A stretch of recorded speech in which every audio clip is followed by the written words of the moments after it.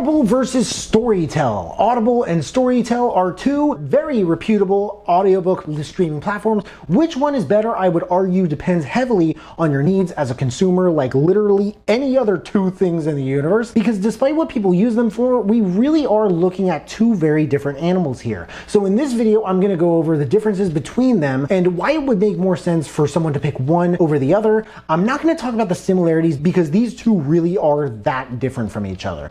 Did I mention that they're different from each other? Let's go over focus. And by focus, I mean, actually, I don't even remember what I mean. Storytel. Most of my viewers are from the US, so I'm just gonna nip this in the bottom and disclose that at the beginning of this video, Storytel still is not available in America. If you look it up, some sources will say it is, but if you go to storytel.com/audiobooks, you will not see America, Canada, or even Australia or UK as an option. This bothers me. It truly does, as an avid Audible user, because it seems like a competitor with so much potential to capitalize on. And I feel like by not allowing access in countries like these, it is definitely missing out on that market share. Storytel allows you to read ebooks and listen to audiobooks. What's cool about Storytel is that you can switch between reading and listening, and it'll also save your progress. That's actually really cool.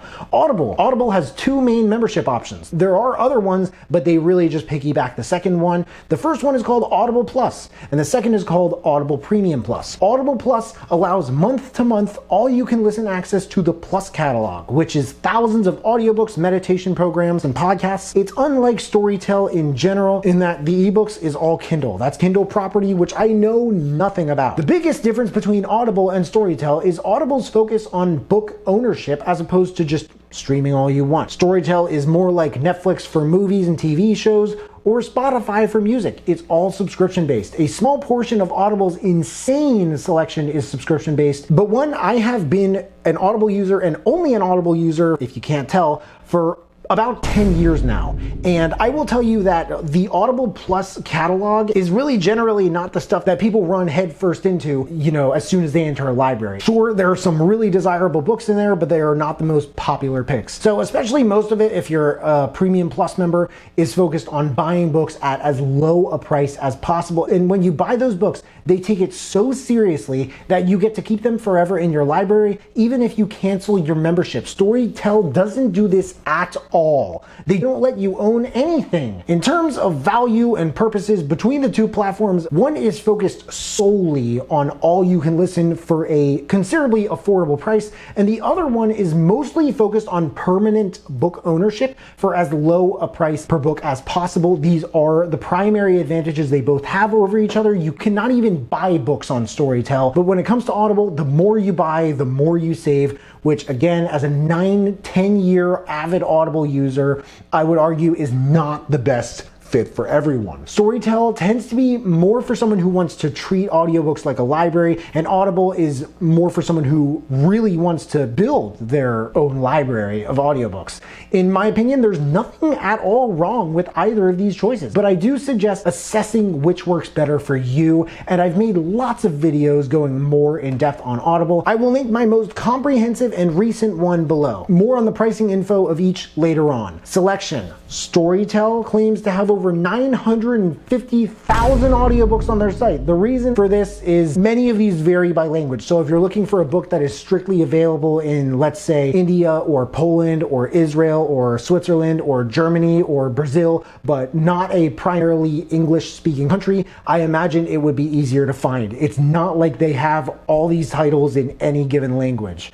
There are many numbers online about this, so I tried to look for the most official one I could, and according to their Australian site, Audible has well over 400,000 audiobooks available. Audible is known for being the quickest platform to include the hottest new releases. And when I say the hottest new releases, I'm talking about the kind of book that someone will pay extra for just to get it sooner than everyone else. Ease of use. People find both of them easy to use, but people do say Audible feels more intuitive. So if you care a lot about how easy it is to use an app and how natural it feels, Audible may be worth considering as a better option.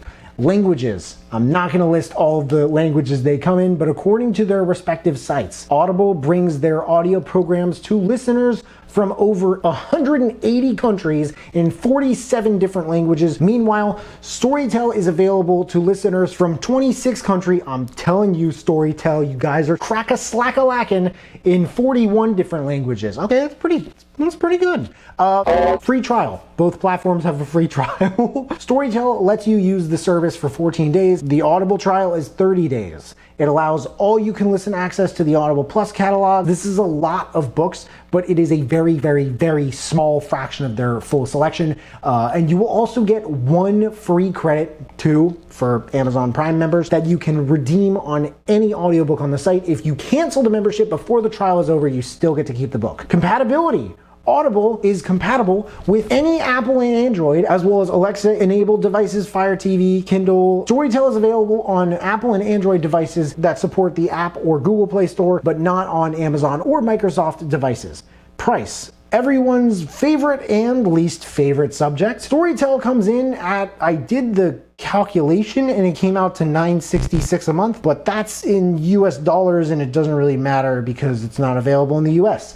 Audible has the 2 plans, Audible Plus and Audible Premium Plus. Audible Plus is $7.95 a month and Audible Premium Plus is $14.95 a month. Premium Plus is the same thing plus 1 credit per month that you can use to buy any book you want. When you run out, you can always buy more at a discounted rate, and these credits are usually much less expensive than the books. In cases they're not, all books are 30% off site-wide as long as you're a member, and they do have some insane deals constantly running throughout the year as well. Both platforms have yearly options for these plans, so you can spend less in total. Summary and thoughts. Overall, both platforms serve very different sets of needs for audiobook consumers. Storytel is without a doubt less expensive, and it also comes with ebooks, which is a very nice touch. With that difference in price, however, comes things you may or may not care more enough about to pay extra for, such as being able to use the app in primarily English-speaking countries like America, UK, Australia, and Canada. If you are not in one of these countries and you are not looking to invest quite as much into these books, Storytel might just be a better choice, especially if the book is mainly available in your language.